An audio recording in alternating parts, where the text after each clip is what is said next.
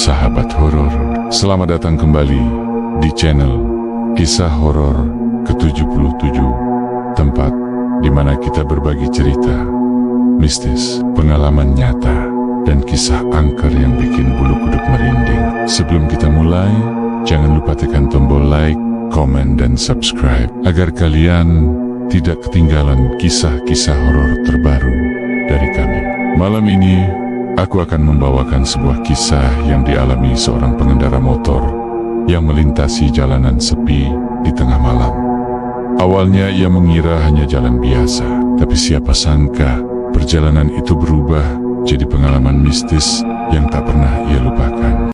Malam itu udara terasa lembab. Hujan yang sejak sore mengguyur kota kecil itu kini tinggal gerimis, menetes pelan-pelan, meninggalkan aroma tanah basah yang begitu pekat. Jam di pergelangan tangan Andi menunjukkan pukul 12:15 malam. Ia baru saja keluar dari area pabrik tempatnya bekerja. Pekerjaan lembur membuat tubuhnya letih, tapi jauh di dalam hati ia merasa lega karena target pekerjaannya sudah selesai. Andi menyalakan motor bututnya, sebuah motor bebek tua peninggalan ayahnya, dan mulai melaju keluar gerbang pabrik. Rute normal yang biasa ia lewati menuju rumah sebenarnya cukup terang, melewati jalan besar dengan lampu jalan yang terpasang rapi. Tapi malam itu ada kabar kalau jalan utama sedang diperbaiki dan hanya dibuka satu jalur, sehingga antrian kendaraan mengular panjang. Andi malas berlama-lama di jalan. Rasa kantuknya sudah seperti menekan matanya, ditambah tubuh yang masih lengket oleh keringat dan bau oli dari pabrik. Ia ingin cepat pulang, cepat mandi, lalu tidur. Maka ia memutuskan untuk mengambil jalan alternatif, sebuah jalan kecil yang membelah kawasan hutan bambu. Sering disebut orang-orang sebagai jalan seruni. Jalan itu memang terkenal lebih sepi dan gelap. Tidak banyak yang berani lewat setelah tengah malam. Dari cerita yang pernah ia dengar, jalan itu sudah lama dianggap angker oleh warga sekitar. Katanya, ada beberapa kecelakaan misterius yang terjadi di sana. Namun, seperti kebanyakan orang muda yang merasa logika lebih dominan, Andi tidak pernah benar-benar percaya. Itu cuma cerita orang kampung buat nakut-nakuti saja, pikirnya.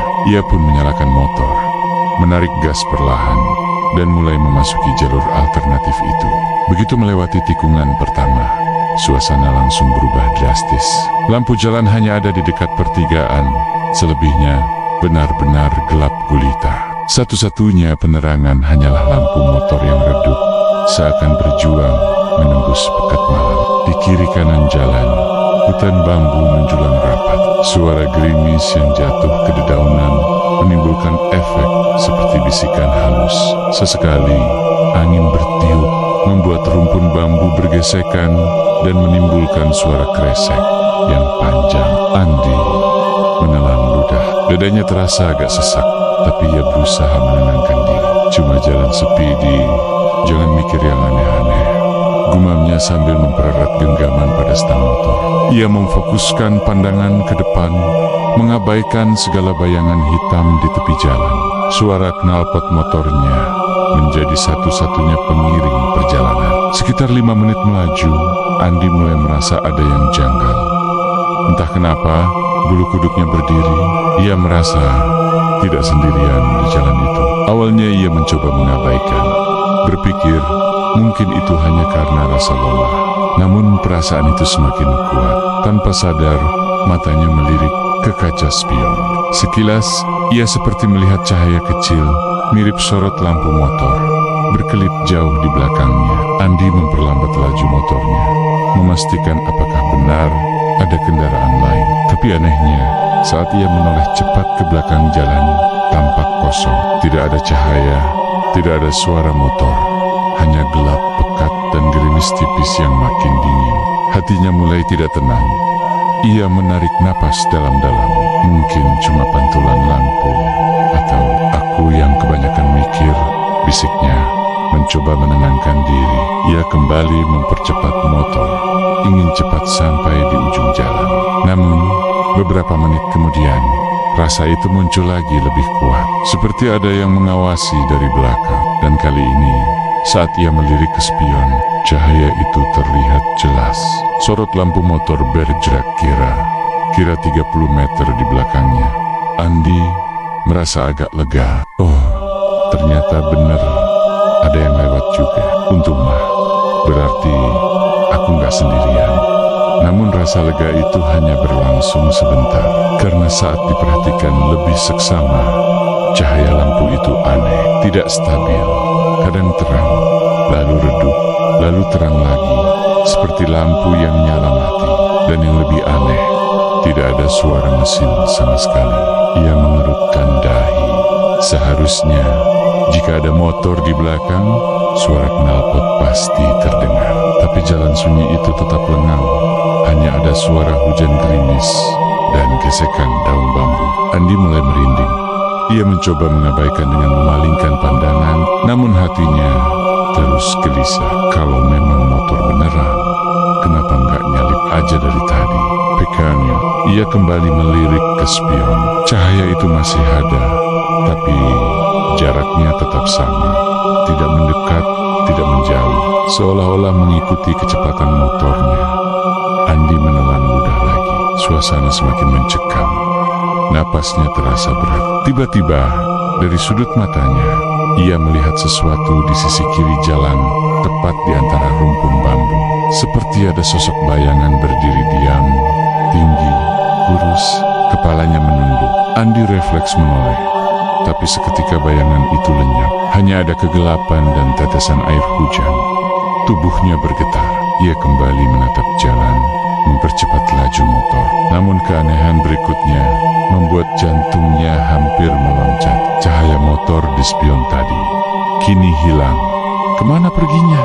Batinnya panik. Ia memutar kepala ke belakang, tapi jalan gelap itu kosong melompong. Tidak ada cahaya, tidak ada tanda-tanda motor lain. Andi mulai yakin ada yang tidak beres. Ia bahkan sempat berpikir untuk berhenti dan menelepon temannya. Tapi di jalan sunyi itu, sinyal ponsel sering hilang. Lagi pula, berhenti di tengah hutan bambu seperti itu justru membuatnya lebih takut. Jadi, ia hanya bisa terus melaju, memacu motor lebih cepat, berharap segera keluar dari jalan angker itu. Namun semakin ia berusaha tenang, semakin terasa ada sesuatu yang mengikutinya. Bukan lagi sekadar cahaya, tapi tatapan. Seperti ada mata yang menatap tajam dari belakang punggungnya. Andi menggigil. Detik berikutnya, sesuatu membuat darahnya seakan berhenti mengalir. Dari kaca spion, ia melihat sesosok bayangan putih. Bukan motor, bukan pengendara. Sosok itu melayang, tubuhnya samar, rambut panjang tergerai menutupi wajah. Dan yang paling mengerikan, sosok itu seperti menempel di belakang motornya, mengikuti setiap laju ban dengan jarak begitu dekat.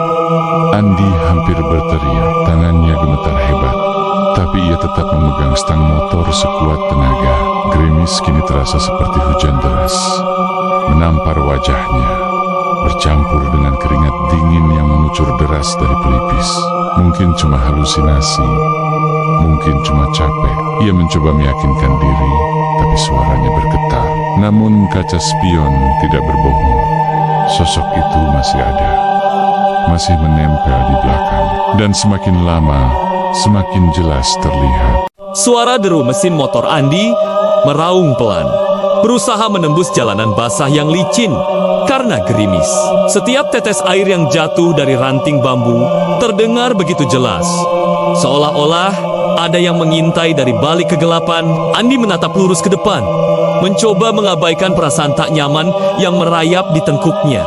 Namun dari kaca spion kanan, ia kembali menangkap sesuatu. Cahaya lampu motor, samar, redup, namun jelas, seperti mengikuti dari kejauhan. Siapa malam-malam begini lewat sini juga? Gumamnya pelan. Ia menambah kecepatan. 40 km jam. 50 km jam. Motor di belakang tetap menjaga jarak. Tidak terlalu dekat, tidak terlalu jauh. Yang membuat bulu kuduknya berdiri, lampu itu kadang seperti meredup, lalu muncul lagi. Seakan-akan ada kabut hitam yang menelannya sebentar, lalu memunculkannya kembali. Andi menghela napas panjang. Mungkin orang lewat juga.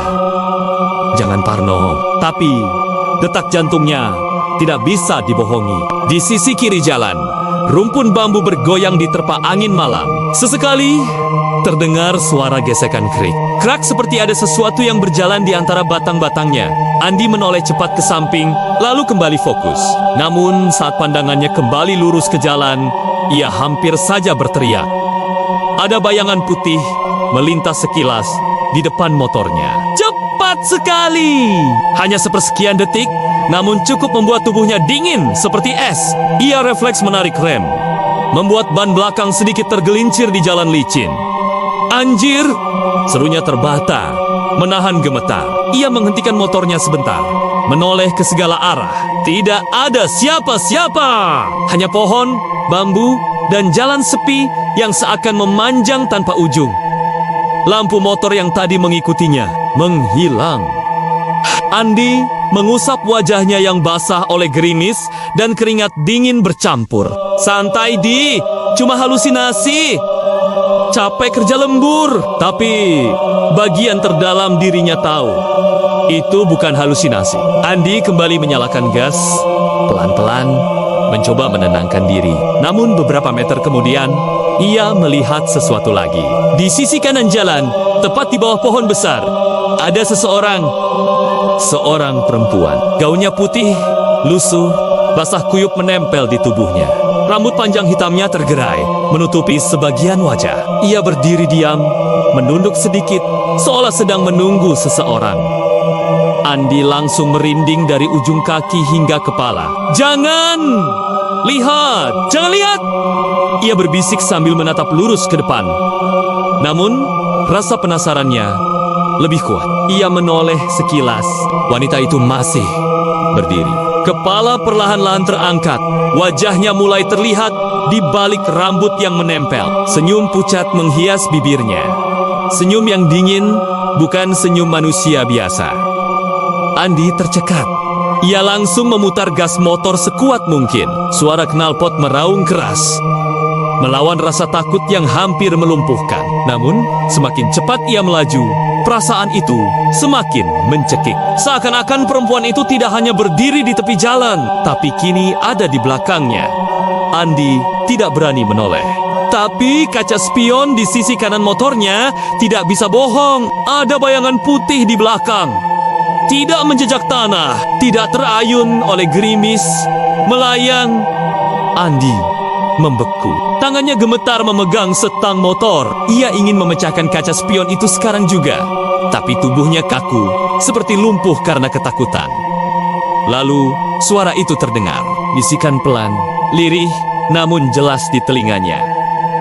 Kenapa buru-buru, Dik? Andi hampir menjerit. Jantungnya seperti meledak. Keringat dingin bercucuran, meski udara malam begitu menusuk. Ia menoleh sekilas ke spion lagi. Kali ini lebih jelas. Wajah pucat itu menatapnya. Mata hitam kosong, bibir tersenyum lebar dengan gigi menguning. Rambutnya terurai basah, menempel di kaca spion seperti nyata. Andi membanting kepalanya ke samping, menutup mata sambil memacu motor sekencang mungkin. Andi tahu jalan alternatif ini biasanya tidak panjang. Dari pabrik ke rumah hanya sekitar 20 menit. Tapi malam itu terasa berbeda. Sudah hampir setengah jam ia memacu motor, namun jalan yang dilalui seperti berputar di tempat. Rumpun bambu yang sama, pohon besar yang sama, genangan air yang sama. Andi! Suara itu kembali terdengar. Kali ini lebih dekat, seolah-olah tepat di kursi belakang motornya. Ia hampir kehilangan akal sehat. Astagfirullahalazim! Jangan ganggu aku! Teriaknya keras, mencoba melawan. Namun jeritannya justru membuat motor terasa lebih berat. Seperti ada seseorang yang benar-benar duduk di belakangnya, membebani jok motor hingga ban terasa menekan tanah lebih dalam. Andi menoleh sedikit, hanya seujung mata. Dan benar saja, ada lengan pucat melingkar di pinggangnya. Dingin, membeku. Andi hampir kehilangan kendali. Motornya oleng ke kanan. Hembusan napas dingin terasa di lehernya. Lalu suara itu bukan lagi bisikan, melainkan jeritan panjang menusuk telinga. Suara melengking itu membuat telinganya berdengung, hampir pecah. Ia menutup telinga sebentar, tapi tangannya tidak bisa meninggalkan setang motor. Andi berteriak histeris. Gas ditarik sekuat tenaga. Hujan gerimis berubah deras. Petir menyambar langit. Cahaya kilat memantul di kaca spion. Dan untuk sepersekian detik, ia melihat dengan jelas wajah itu tepat di sampingnya. Menyeringai, menatap, dan tidak punya kaki. Andi merasa napasnya hampir habis. Ya Allah, lindungi aku! Begitu kata itu keluar, seolah jalan yang tadinya seperti lingkaran mulai berubah. Lampu rumah terlihat samar di kejauhan. Ada warung kecil dengan lampu minyak menyala. Ada tanda kehidupan. Andi memacu motornya ke arah itu tanpa menoleh lagi. Ia tidak peduli siapa yang ada di belakangnya.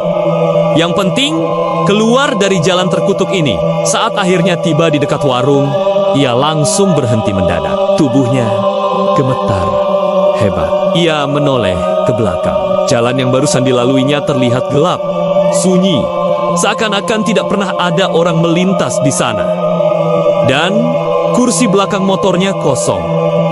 Tidak ada siapa-siapa. Andi menunduk, kedua tangannya menutup wajah. Air matanya bercampur dengan hujan yang masih menetes. Ia tahu betul apa yang dialaminya bukan halusinasi. Itu nyata. Perempuan itu nyata. Dan jalan itu bukan jalan biasa.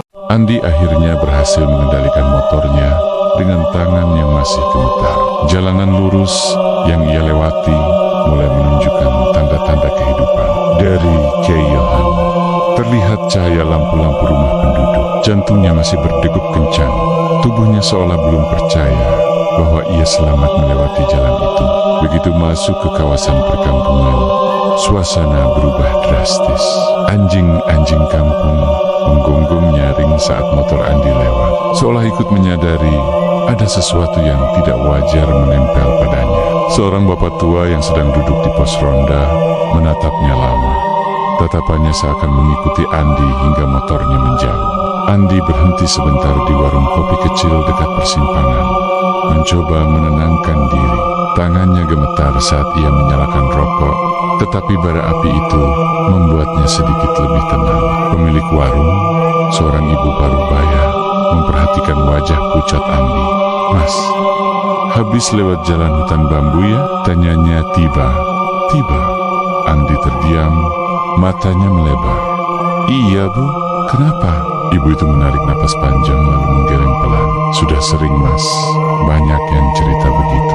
Ada yang lihat perempuan berdiri di pinggir jalan, ada yang merasa dibonceng, ada juga yang seperti mas, merasa diikuti dari belakang." Andi ingatan tentang suara tawa lirih, rambut panjang yang terurai menutupi wajah, dan sosok putih yang nyaris merenggut kendali motornya kembali memenuhi kepalanya. "Terus, itu apa bu?" tanyanya dengan suara serak. Ibu itu hanya menatap kosong ke arah jalan gelap yang baru saja dilewati Andi. Katanya, itu arwah seorang wanita yang dulu meninggal di jalan itu. Kecelakaan motor. Tubuhnya terjepit batang bambu, meninggal dengan mengenaskan. Sampai sekarang, rohnya belum tenang. Andi merinding mendengarnya. Rokok di tangannya sudah habis separuh. Tapi ia hampir tidak sadar sedang menghisapnya. "Makanya mas, orang sini kalau malam lebih baik muter agak jauh, asal lewat jalan utama. Jangan pernah lewat jalan itu kalau sendirian, apalagi tengah malam." Andi hanya mengangguk pelan. Dalam hati, ia berjanji tidak akan pernah lagi melewati jalan itu sendirian. Malam itu, ia pulang ke rumah dengan tubuh yang masih lemas. Sesampainya di kamar, ia menyalakan lampu tidur terang-terang, tidak berani mematikan sama sekali. Bahkan suara kipas angin pun membuatnya merasa seperti ada yang berbisik di telinganya.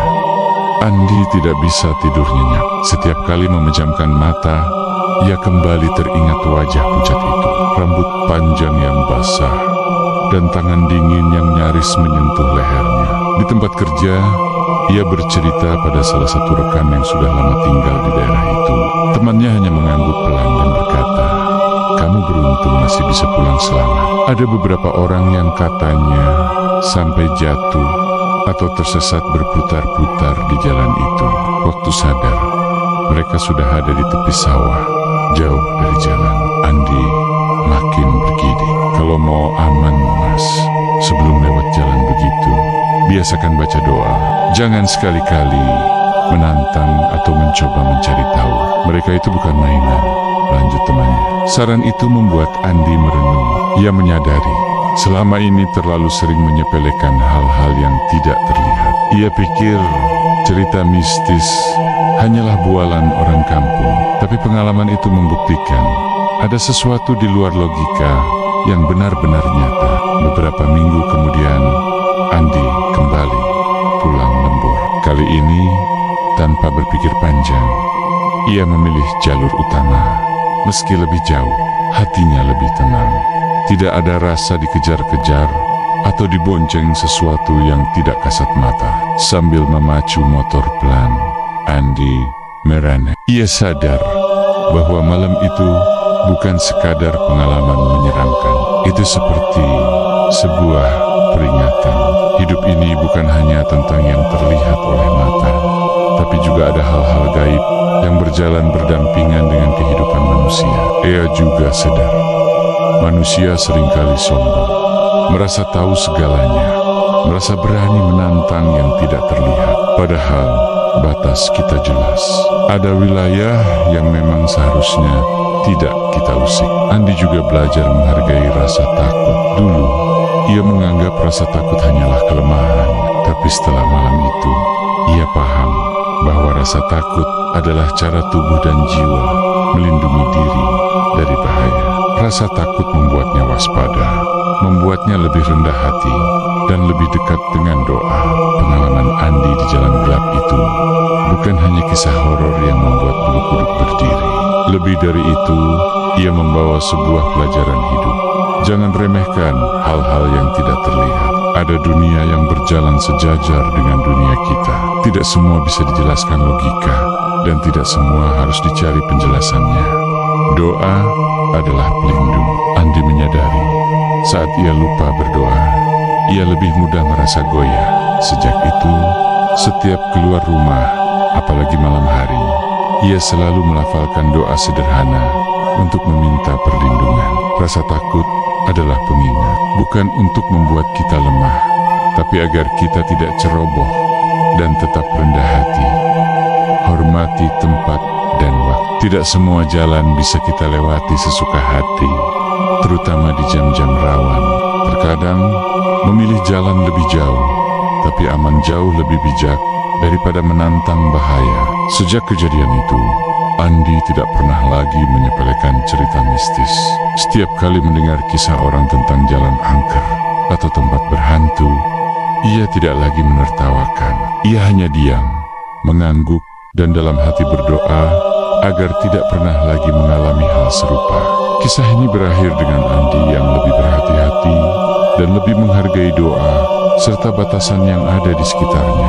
Ia sadar bahwa malam itu adalah peringatan, sebuah pengalaman yang hampir merenggut nyawanya, tapi sekaligus menyelamatkan jiwanya dari kesombongan dan rasa tidak peduli. Kadang, tempat yang sepi bukan berarti kosong, dan tidak semua yang mengikuti kita bisa terlihat oleh mata. Yang terpenting adalah bagaimana kita merespons rasa takut itu. Apakah dengan berdoa, berhati-hati, dan menghormati hal-hal gaib, atau dengan menantang dan akhirnya celaka? Andi memilih untuk mengambil hikmah, dan sejak itu hidupnya berubah. Ia lebih dekat pada Tuhan, lebih waspada, dan lebih rendah hati menghadapi dunia yang penuh misteri ini. Itulah tadi kisah mistis malam ini di Kisah Horor ke-77. Kalau kalian punya pengalaman seram atau pernah merasakan kejadian mistis di jalanan, tulis di kolom komentar ya. Siapa tahu bisa jadi kisah kita selanjutnya. Jangan lupa like, comment, dan subscribe agar channel ini bisa terus membagikan cerita horor yang bikin merinding sampai ke tulang. Sampai jumpa di cerita berikutnya yang tentu saja lebih horor dan lebih mencekam. Selamat malam dan hati hati-hati kalau berkendara sendirian.